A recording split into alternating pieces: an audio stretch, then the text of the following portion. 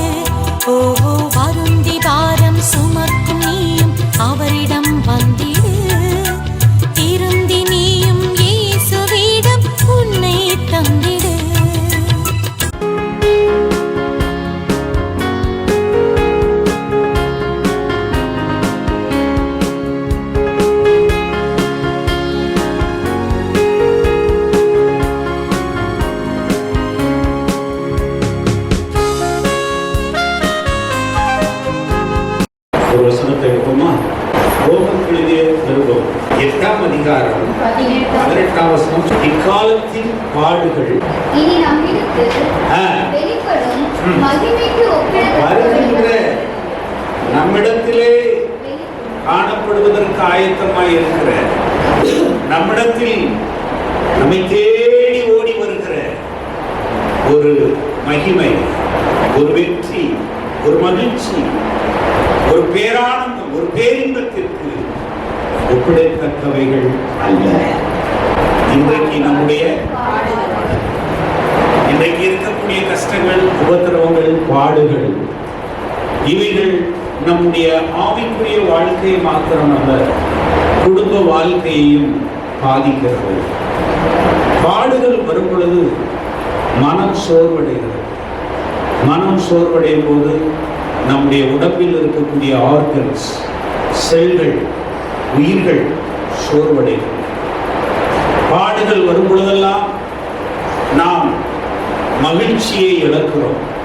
பாடுகள் வரும் பொழுதெல்லாம் நம்முடைய ஆனந்தத்தை, சந்தோஷத்தை நாம் இழந்து போகிறோம். அவைகள் இழந்து போகும் பொழுது நம்முடைய சரீரத்திலே சோர்வுகள் காணப்படுகிறது. நமக்கு ஒரு பெரிய பலவீனமாக அது ஒரு வியாதியை போல தென்படுகிறது. அப்படிப்பட்ட பாடுகளின் நிமித்தமாக நம்முடைய சுறுசுறுப்புகளை இழக்கிறோம். முதலாக என்ன இழக்கிறோம் சொல்லுங்க? உற்சாகத்தை இழக்கிறோம், சுறுசுறுப்பை இழக்கிறோம். நம்முடைய பணிகள் எல்லாம் தடைபடுகிறது. ஒருவேளை நல்லா மகிழ்ச்சியோடு இருக்கிற நீங்க சமைக்கிற சமையலுக்கும் பாடுகளுக்குள் சிக்கி சீரழிந்து கொண்டிருக்கும் போது சமைக்கிற சமையலுக்கும் ஒரு வித்தியாசத்தை சொல்லும். பெண்கள் அதிகம் சொன்னாலும் இந்த கேள்வி நல்ல உற்சாகமா இருக்கும் போது சில ஆள் எப்படி சமைப்பீங்க சொல்லுங்க? சிரிச்சுக்கிட்டே சாம்பார் வைக்கிறீங்க. என்ன அதே இது ரொம்ப துக்கத்தோடு இருக்கும்போது எப்படி சமைப்பீங்க? மிளகா பொடியை கூட போடுவீங்க, இல்லாட்டினா உப்புகளை கூட போடுவீங்க, கவனம் குறைப்போம். ஏன்? பாடுகள் உங்களுடைய சமையலை கூட என்ன செய்கிறது? பாதிக்கிறது.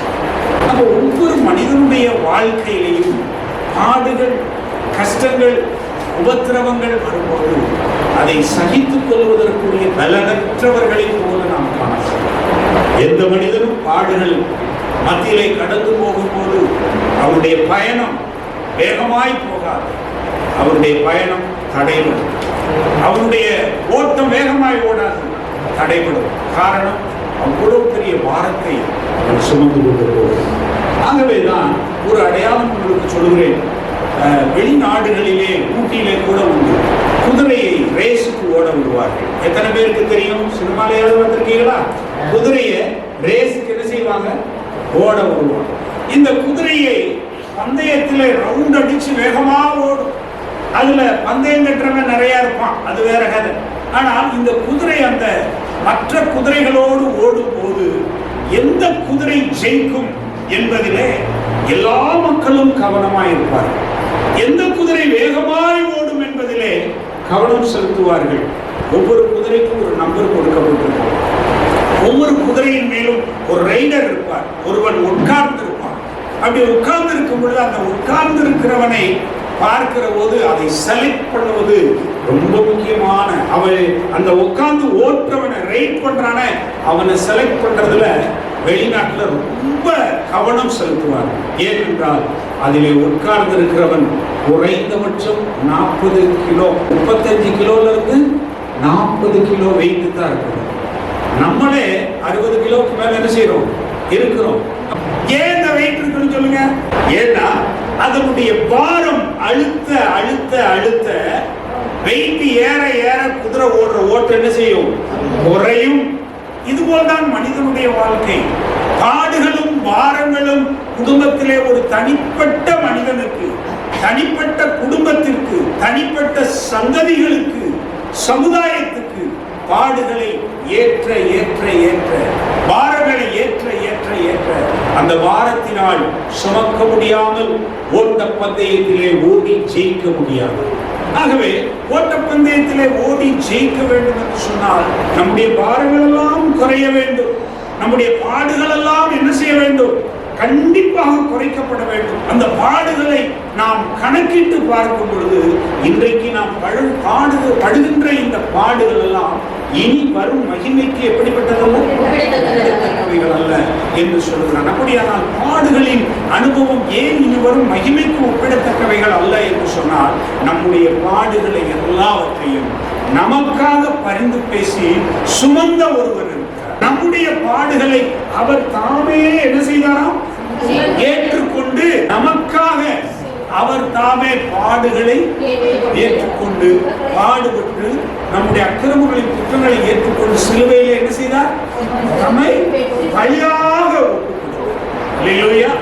அப்போ கிறிஸ்துவானவர் ஒரு பாடுகளுக்கு முன் அடையாளங்களை நமக்கு அவர் போதித்துக் கொடுத்திருக்கிறார். ஆனால் இந்த கிறிஸ்துவின் பாடுகளை குறித்து இயேசு கிறிஸ்து வந்து பிறப்பதற்கு முன்பதாகவே 400 ஆண்டு காலத்திற்கு முன்பதாக, பல 100,000 ஆண்டுகளுக்கு முன்பதாக சங்கீதக்காரர் தாவீது தன்னுடைய அனுபவபூர்வமாக பாடுகளை குறித்த ஒரு நல்ல விளக்கத்தை தருகிறார். அந்த விளக்கம் அவர் ஒரு தீர்க்க தரிசனமாக கிறிஸ்துவின் பாடுகளை குறித்து நமக்காக கற்றுக் கொடுத்திருக்கிறார் என்று கூட சொல்லலாம். சங்கீதத்தின் புஸ்தகம் 22ஆம் சங்கீதத்தை நீங்கள் எடுத்துக் கொள்ளுங்கள். 1வது வசனத்திலிருந்து வாசியுங்கள். என் தேவனே, என் தேவனே, ஏன் என்னை கைவிட்டீர்? எனக்கு உதவி செய்யாமல், நான் கதறி சொல்லுகின்ற வார்த்தையை கேளாமலும் ஏன் தூரமாயிருக்கிறீர்? என் தேவனே, நான் பகலிலே கூப்பிடுகிறேன், உத்தரவு கொடி, இரவிலே கூப்பிடுகிறேன், இஸ்ரவேலின் துதிகளுக்குள் வாசமாயிருக்கிற தேவரீ பரிசுத்தர். எங்கள் பிதாக்கள் உம்மிடத்தில் நம்பிக்கை வைத்தார்கள். நம்பின அவர்களை நீர் கைவிடுவீர். உம்மை நோக்கி கூப்பிட்டு தப்பினார்கள். உம்மை நம்பி வெட்கப்பட்டு போகாதிருந்தார்கள். நானோ ஒரு குழு, மனுஷன் அல்ல, மனுஷரால் நிந்திக்கப்பட்டும் ஜனங்களால் அவமதிக்கப்பட்டும் இருக்கிறேன். என்னை பார்க்கிறவர்கள் எல்லாரும் என்னை பரியாசம் பண்ணி உதட்டை பிதுக்கி தலையை குலுக்கி உதட்டை பிதுக்கி தலையை தலையை குலுக்கி ஆண்டவர் உதட்டை எது கொடுத்துருக்காரு? லிப்ஸ்டிக் அடிக்கவா? இல்லை, ஆனால் பிதுக்கிறதுக்கு பைபிள்ல. அப்போ மனுஷன் என்ன செய்வானா? உதட்டை பிதுக்கி தலை அப்படி குலுக்கி. இது எல்லாம் இவ்வளவு பாடுகளை கடந்து வந்திருக்கிற ஒரு மனிதனுடைய சாட்சி. வாசி. கர்த்தர் மேல் நம்பிக்கையா இருந்தானே, இவன் மேல் பிரியமா இருக்கிறாரே, இப்பொழுது இவனை மீட்டு விடவிட்டோம் என்கிறார்கள். நீரோ என் கற்பத்திலிருந்து எடுத்தவர், என் தாயின் மேல்பாடை நான் உன் கையில் எண்ணி உன்னுடைய பேரில் நம்பிக்கையில் இருக்க பண்ணினேன். இந்த சங்கீதத்தை முழுவதுமாக தாவீது தன்னுடைய வாழ்க்கை அனுபவபூர்வமாக பாடுகளை குறித்து வர்ணிக்கிறார். தாவீது என்று சொல்லக்கூடிய இந்த பக்தன் ஒரு பெரிய இஸ்ரவேலின் தேசத்தினுடைய ராஜாவா இருந்தார். ஈசா என்று சொல்லக்கூடிய ஒரு மனுஷனுக்கு ஈசாவின் மகனாக, புத்திரனாக காணப்பட்டார். அப்படிப்பட்ட கடைசி பிள்ளை இந்த தாவீது தன் வாழ்நாள் முழுவதும் எவ்வளவு பாடுகள் பட்டானோ அந்த பாடுகளெல்லாம் அவன் கணக்கிட்டு எழுதி வைத்து அந்த பாடுகளின் மத்தியிலே அவனுக்கு கிடைத்த மாபெரும் வெற்றியின் அனுபவத்தை அவன் அப்படியே வர்ணித்து எழுதினதுதான். அதை தன் வாழ்க்கைக்கு உரியது மாத்திரமாக அல்ல, எதிர்காலத்தில் வரும். அது சொன்னாங்க என்னது? இக்காலத்தின் பாடுகள் எல்லாம் இனிவரும் மகிமை. இந்த பாடுகள் இனிவரும் மகிமையின் ராஜாவாகிய கிறிஸ்துவானவர் வருகிற காலங்களிலே இந்த பாடுகள் அவர் பெற்ற பாடுகளை காட்டிலும் மிகவும் குறைவானது என்று நிரூபிக்கிறார். ஒரு தீர்க்க தரிசனமாக சொல்லுகிறான், இனிவரும் கிறிஸ்துவின் பாடுகளில் ஏற்பட்டிருக்கிற மகிமைக்கு என்னுடைய பாடுகள் எப்படிப்பட்டதல்ல, ஒப்பிட்டு பார்க்க கூடாது என்று சொல்லி அழகாக வர்ணிக்கிறான். ஆகவேதான் இந்த புஸ்தகத்திலே 24ஆம் வசனத்தை நாம் வாசிக்கும் பொழுது முழு புத்தகத்திற்கும் ஒரு நல்ல ஒரு பாயிண்ட், நல்ல ஒரு எடுத்துக்காட்டான கருத்துக்களை விளக்கி சொல்வதை நாம் காண முடியும். வாசிகள். உபத்திரவப்பட்டவனுடைய உபத்திரவத்தை அவர் அற்பமாய் எண்ணாமலும் அருவருக்காமலும் தம்முடைய முகத்தை மறைக்காமலும் இருந்து தம்மை நோக்கி அவன் கூப்பிடுகளை அவரை கேட்டு அருளினார். தன்னுடைய வாழ்க்கையில் ஏற்பட்டிருக்கிற 3 காரியங்களுக்குள் தன்னுடைய பாடுகளை ஜெயித்த விதத்தை அவன் வர்ணித்து சொல்லுகிறான். இயேசு கிறிஸ்துடைய காலங்களிலே வரக்கூடிய பாடுகளினால் ஏற்படுகிற மகிமையான அந்த மிகப்பெரிய மகிமைக்கு இவனுடைய பாடுகள் ஒப்பிடத்தக்கவைகள் அல்ல.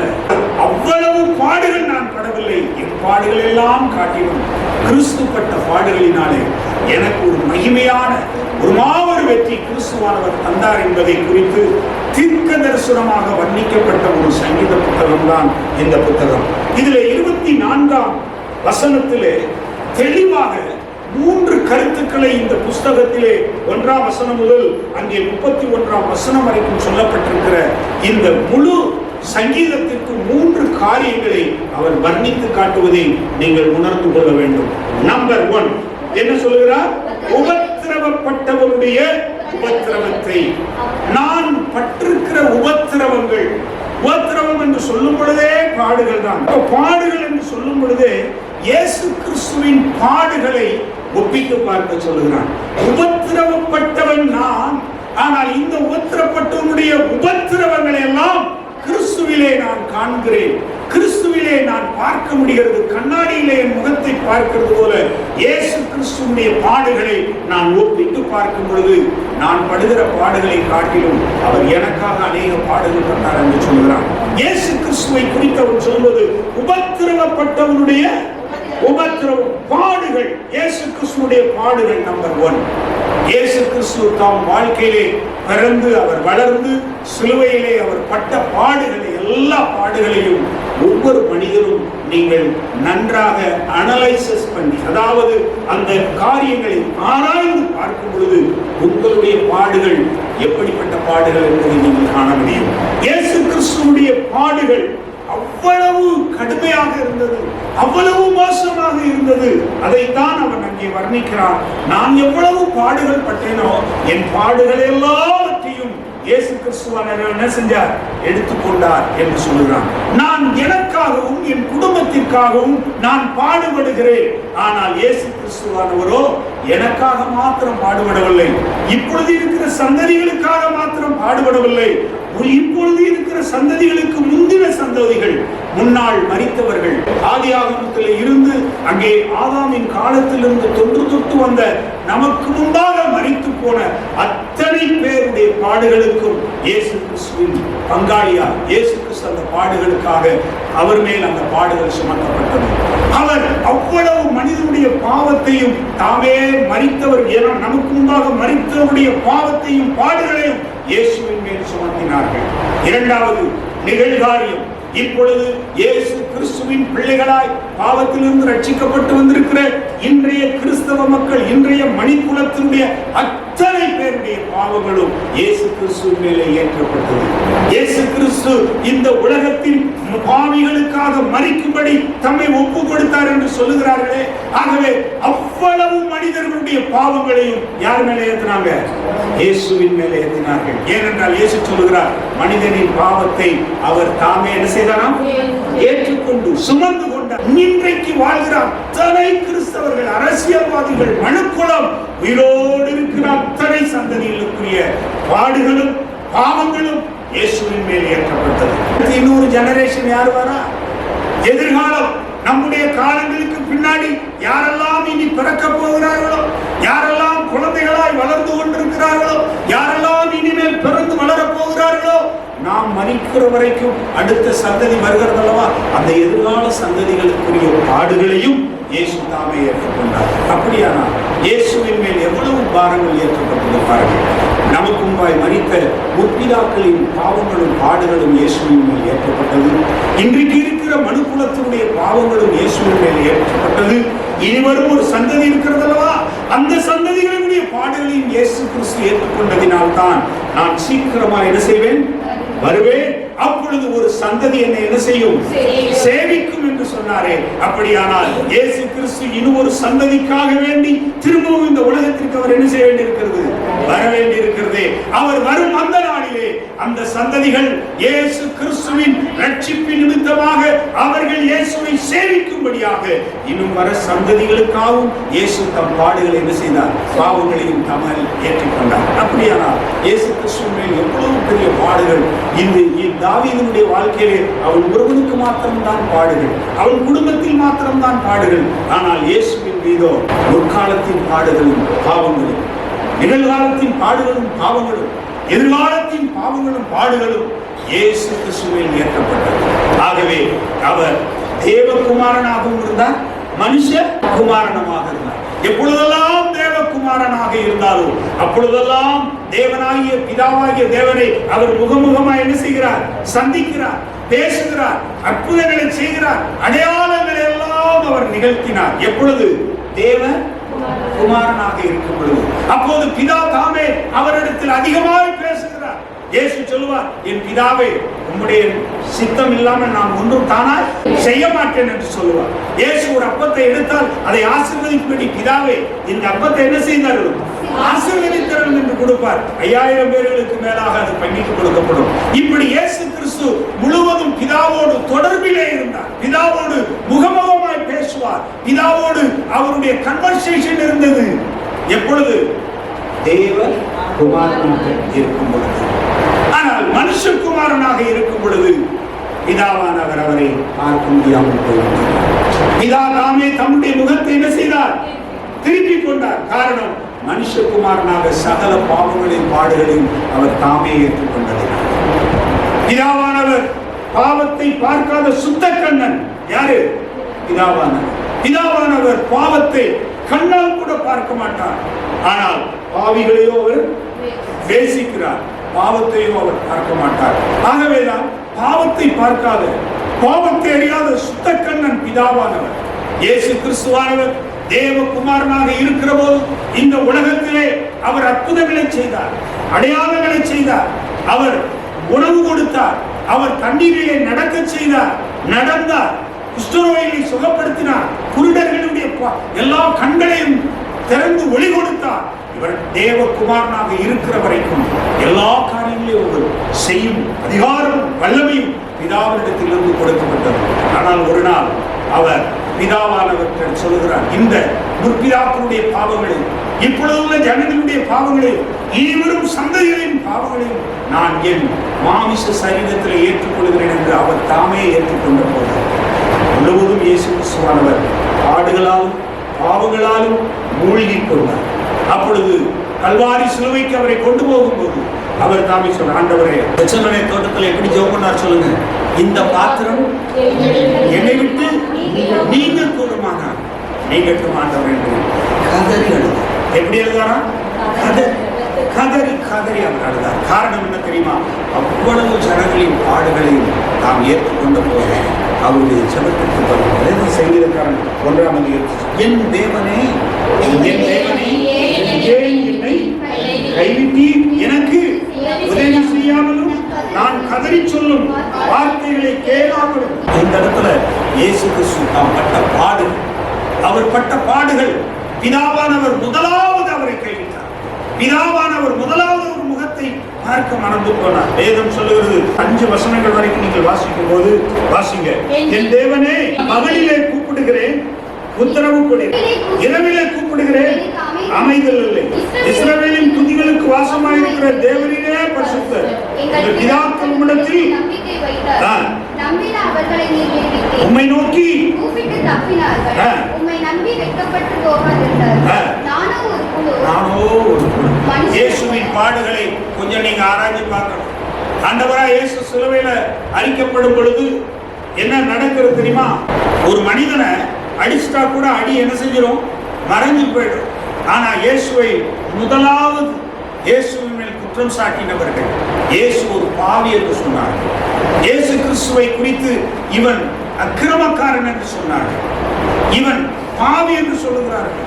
கடைசியாய் குற்றமில்லாத அவரை பார்த்து என்ன செய்யலாம்? அவரை காரி துப்புனார். அவர் சிலுவையில கொண்டு போறதுக்கு முன்னாடி நடந்த பாடுகளை கொஞ்சம் யோசனை. அவர் அடிக்கிறாங்க, பரவாயில்ல, காரி துப்புறாங்க, மூஞ்சில துப்புறான். அவருக்கு என்னெல்லாம் பாடுகள் கொடுக்கணும் அத்தனையும் கொடுக்கிறான். யோசித்து பாருங்க, ஒரு மனிதனாக இருந்து இவ்வளவு பாடுகளை ஒரு சவிக்கும் போது, ஏற்றுக்கொள்ளும் பொழுது எவ்வளவு மனவேதனை அவருக்கு கொடுக்கும். அந்த பாடுகளை நான் சொல்லாத செய்யாத குற்றத்தை என் மேல சுமத்துறீங்களே, ஜட்ஜ்மெண்ட்டை கொண்டு போய் நிறுத்துறாங்க. ஜட்ஜு பார்த்து சொல்றாங்க, இவரிடத்தில் நான் ஒரு குற்றத்தையும் பாவத்தையும் காணேன். அவ்வளவு தெரிந்திருந்தும் நீதி ஜட்ஜ்மெண்ட் அவருக்கு கொடுக்கப்பட்டு இருந்தும் கூட அந்த இயேசுவை இவரை சிலுவையிலே அறியும் பரபாசையோ விடுதலையாக்கும் என்று கதறுகிறார்களே. அப்படியானால் சொந்த ஜனங்கள், சொந்த குடும்பம், சொந்த நேஷன் அவரை சிலுவையிலே அடிக்கும்படி விட்டுக் கொடுக்கிறார்கள். யார் இந்த இயேசு கிறிஸ்து? யூத குலத்திற்கு இரட்சகராக பிறந்தவர் அல்லவா? அவரை சிலுவையை அடித்தது யார்? அதே யூத குலத்து மக்கள் தானே. இந்த யூதர்கள் எப்போதுமே யூதர் அல்லாதவர்களை கொல்லுகிற சுபாவம் உண்டு. இயேசு என்ன சொன்னார் சிலுவையில? 12ஆம் வசனம், அநேக காளைகள் என்னை சூழ்ந்து இருக்கிறது, பாசான் தேசத்து பலத்த எருதுகள் என்னை வணங்குகிறது. பாசான் தேசத்து எருதுகள் என்ன தெரியுமா? கொழுமையான ஜனங்களாம். இதை குறித்து ஆமோஸ் புத்தகம் எடுத்துக்கொள்ளுங்கள், 4ஆம் அதிகாரம் 1வது வசனத்தை எடுத்து வாசிக்கிற போது, சமாரியாவின் மலைகளில் உள்ள எருதுன்னு போட்டிருக்கா. பாசா மாட்டுக்கு பேர் இன்னொன்னு என்னது? பாசான் தேசத்து எருதுகள், மாடுகள் என்னை என்ன செய்யறதான்? சுற்றிலும் சூழ்ந்து கொண்டது. நாய்களும் என்னை என்ன செய்கிறது? சுற்றி நிற்கிறது. இயேசு கிறிஸ்து கல்வாரி சிலுவையில் இருக்கிற போது இந்த வசனம் அப்படியே நீங்க மத்தேயில வாசிக்கலாம். பாசான் தேசத்து எருதுகள், சங்கீதம் அதுல என்ன சொல்கிறது? நீ கெச்சிக்கிற சிங்கத்தை போல தங்கள் வாயை திறக்கிறார்கள். பாத்தீங்களா?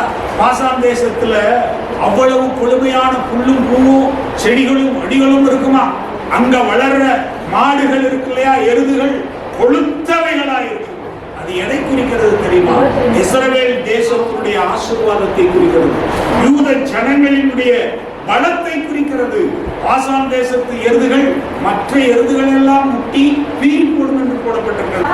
மலைகளில் உள்ள பாசானின் மாடுகளே, நீங்கள் இந்த வார்த்தைகளை கேளுங்கள். தரித்திரரை ஒடுக்கி எளியவர்களை நொறுக்கி அவர்களுடைய எஜமான்களை நோக்கி நாங்கள் குடிக்கும்படி கொண்டு வாருங்கள் என்று பாத்தீங்களா? இந்த எருதுகள் தரித்திரர் என்ன செய்யுமா? எலும்பா இருக்கிற மாடுகள் எல்லாம் முட்டி போட்டுருமா. அந்த அளவுக்கு தைரியம் உள்ளது. அது எதை குறிக்கிறது தெரியுமா? இஸ்ரவேலின் யூதர்கள் கொளுத்தவர்கள், பணக்காரர்கள், அவர்கள் ஐஸ்வர்யவான்கள், அவர்கள் படிப்பு ஞானம் அறிவு பெற்றவர்கள். ஆகவேதான் பாசான் தேசத்துல என்ன நடக்கும் தெரியுமா? அந்த தேசத்தினுடைய எருதுகள் கொழுமையானவைகள். அவர்களுடைய யூதர்கள் என்ன செய்வார்கள் தெரியுமா? யூதர் அல்லாதவர்கள் எல்லாம் என்ன செய்வார்கள்? வெட்டி கொன்று போடுவார்கள், பீறி போடுவார்கள். அப்படிப்பட்ட குணலட்சணம் உள்ளவர்கள் சொந்த குலத்திலே பிறந்த இயேசு கிறிஸ்துவை சிலுவையிலே அடிக்கும்படிக்கு அவர்கள் ஒப்புக் கொடுத்தார்கள். அப்பொழுது இந்த யூதர்கள், ஹைப்ரீஸ், பிரதான ஆசாரியர்களும் வேதபாரன் சதிசேயர்களும் இயேசுவை இழுத்துக் கொண்டு வருகிறார்கள். இழுத்துக் கொண்டு வந்து சிலுவையில வைத்து, இவன் தேவனுடைய குமாரன் அல்லவா, இவன் ஆண்டவருக்கு பிரியமானவன் அல்லவா, அவர் இவனை காப்பாற்றட்டுமே என்று உதட்டை பிதுக்கி தலையை துலுக்கி அவரை என்ன செஞ்சாங்களாம்? கேவலப்படுத்தினார்களாம். இந்த கேவலத்துக்கும் நம்ம இப்ப படுகிற கேவலத்துக்கும் என்ன செய்யணும் சொல்லுங்க? ஒப்பிட்டு நம்ம படுற கேவலம் யாரா அக்காலோ தம்பியோ அண்ணனோ தங்கச்சியோ குடும்பத்துல யாராவது பேசிட்டாலே என்ன செய்யணும் சொல்லுங்க? தலையை துலுக்கி உதட்ட கடிச்சு ஒரு இனம் எடுக்கிறோம்ல. அப்படி எப்படி மூஞ்சிய பெத்த பிள்ளைகள்கிட்ட கூட அது என்ன செய்யுது? நடக்குது. பெத்த தாய்ட்டையும் நீண்ட யோக்கியமா எனக்கு தாயா ஆயின்னு கத்துற பிள்ளைகள் உண்டு. அதே மாதிரி பிள்ளைகளை பார்த்தா இன்னும் பெரியவளா என்று சொல்லி உதட்டை பிதுக்கி அப்படின்னு துப்புற தாய்களும் உண்டு, பிள்ளைகளும் உண்டு இல்லையா? ஆனால் இதையெல்லாம் தொடர்ச்சி போட்டுட்டு போற பிள்ளைகள் தான் நம்ம பிள்ளைகளும் நம்ம தாய்மார்கள். ஆனால் இயேசு கிறிஸ்துவை அதற்கும் மேலாக துப்பினார்கள், அதற்கு மேலாக குற்றம் சாட்டினார்கள். அப்பொழுது இயேசுடைய மனநிலை எப்படி இருக்கும் என்பதை நீங்கள் யோசித்து பார்க்க வேண்டும். அவருடைய மனநிலை, நான் எந்த தவறுமே செய்யவில்லையே, நான் எந்த குற்றமும் செய்யவில்லையே, நான் ஒரு பாவமும் செய்யவில்லையே. என்னை நீதிமானிடத்திலே கொண்டு போனார்கள். நீதிமான் விசாரித்தார். அந்த பைலட் சொன்னான், இவரிடத்தில் நான் ஒரு குற்றத்தையும் ஒரு பாவத்தையும் காணேனே. ஒரு ஜட்ஜ்மெண்ட் கொடுக்கப்பட்டது. அப்போதாவது இந்த மக்களுக்கு என்னை குறித்து ஒரு அறிவு வேண்டாமா? என்னேல் இவர்கள் குற்றம் சாட்டலாமா? ஜட்ஜ்மெண்ட் என்னை நீதிமான் என்று சொன்னதுக்கு பின்பும் இவர்கள் அறிவில்லாமல் இவர்கள் என்மேல் பாவத்தை சுமத்துகிறார்களே.